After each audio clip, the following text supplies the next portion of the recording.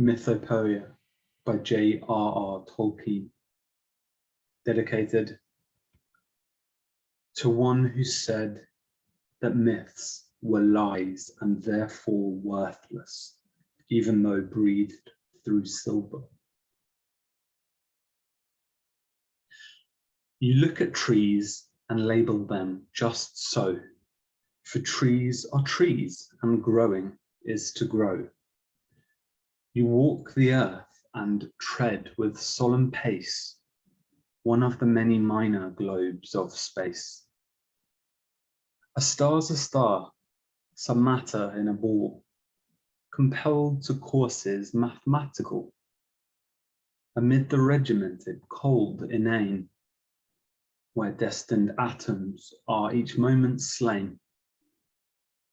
At bidding of a will to which we bend and must, but only dimly apprehend, great processes march on as time unrolls, from dark beginnings to uncertain goals, and as on page or written without clue, with script and limning packed of various hue, and endless multitude of forms appear, some grim, some frail, some beautiful, some queer, each alien, except as kin from one. Remote origo, gnat, man, stone, and sun. God made the petrious rocks, the arboreal trees, Tellurian earth and stellar stars, and these homuncular men who walk upon the ground with nerves that tingle touched by light and sound. The movements of the sea, the wind in boughs, green grass, the large, slow oddity of cows, thunder and lightning, birds that wheel and cry, slime crawling up from mud to live and die. These each are duly registered and print the brain's contortions with a separate dint. Yet trees are not trees until so named and seen, and never were so named till those had been, whose speech's involuted breath unfurled, faint echo and dim picture of the world.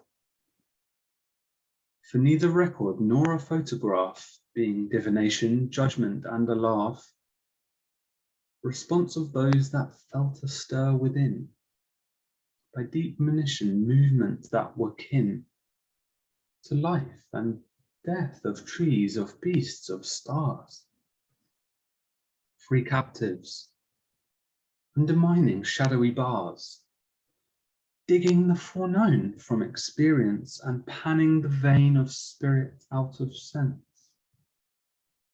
Great powers they slowly brought out of themselves, and looking backward they beheld the elves that wrought on cunning forges in the mind, and light and dark on secret looms entwined. He sees no stars who does not see them first, of living silver made that sudden burst, to flame like flowers beneath the ancient song, whose very echo, after music long has since pursued. There is no firmament, only a void, unless a jewelled tent, myth woven, an elf patterned, and no earth, unless the mother's womb, whence all have birth. The heart of man is not compound of lies, but draws some wisdom from the only wise, and still recalls him. Though now long estranged, man is not wholly lost, nor wholly changed. Disgraced he may be, yet is not dethroned, and keeps the rags of lordship one he owned, his world dominion by creative act, not his to worship, the great artifact. Man, sub-creator, the refracted light, through whom is splintered from a single white to many hues and endlessly combined in living shapes that move from mind to mind. Though all the crannies of the world we filled with elves and goblins, though we dared to build gods and their houses out of dark and light, and sow the seed of dragons, 'twas our right, used or misused, the right has not decayed. We make still by the law in which we're made. Yes, wish fulfillment dreams we spin to cheat our timid hearts, an ugly fact, defeat. Whence came the wish and whence the power to dream, or some things fair and others ugly deem? All wishes are not idle, not in vain. Fulfillment we devise, for pain is pain, not for itself to be desired, but ill, or else to strive or to subdue the will. Alike were graceless, and of evil this alone is dreadly certain, evil is.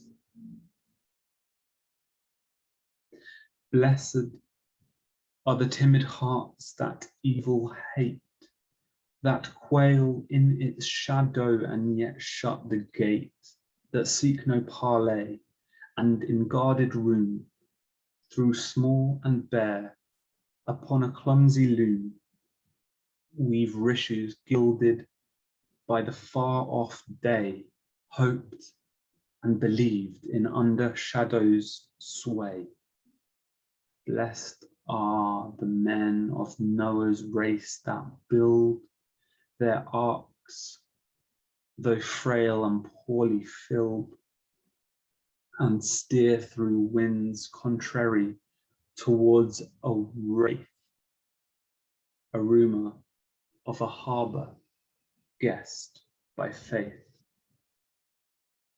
Blessed are the legend makers with their rhyme of things not found within recorded time. It is not they that have forgot the night, or bid us flee to organised delight in lotus isles of economic bliss, forswearing souls to gain a circuit kiss, and counterfeit at that machine-produced bogus seduction of the twice seduced. Such isles they saw afar, and ones more fair, and those that hear them yet may yet beware. They have seen death and ultimate defeat, and yet they would not in despair retreat, but oft to victory have turned the lyre, and kindled hearts with legendary fire, illuminating now and dark hath been, with light of suns as yet by no man seen. I would that I might with minstrels sing and stir the unseen with a throbbing string.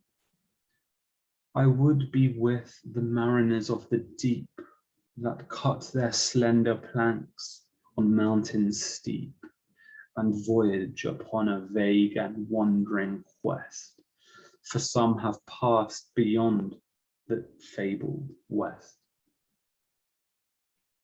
I would with the beleaguered fools be told that keep an inner fastness, wear their gold impure and scanty, yet their loyally bring to mint in image blurred of a distant king, or in fantastic banners weave the sheen heraldic emblems of a lord unseen.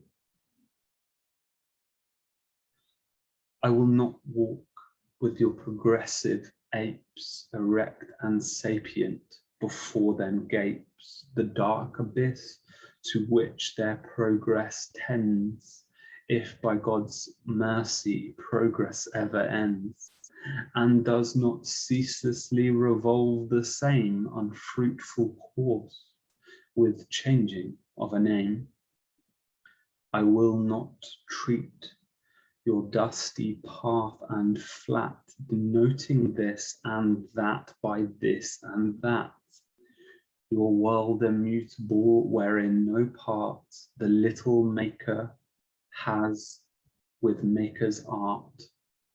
I bow not yet before the iron crown, nor cast my own small golden scepter down. In paradise, perchance, the eye may stray from gazing upon everlasting day, to see the day illumined and renew from mirrored truth the likeliness of the true. Then looking on the blessed land, 'twill see that all is as it is, and yet may free. Salvation changes not, nor yet destroys. Garden, not gardener, children, not their toys. Evil, it will not see, for evil lies, not in God's picture, but in crooked eyes. Not in the source, but in the tuneless voice. In paradise, they look no more awry, and though they make anew, they make no lie. Be sure they still will make, not being dead, and poets shall have flames upon their head, and harps whereon their faultless fingers fall. There each shall choose forever from the all.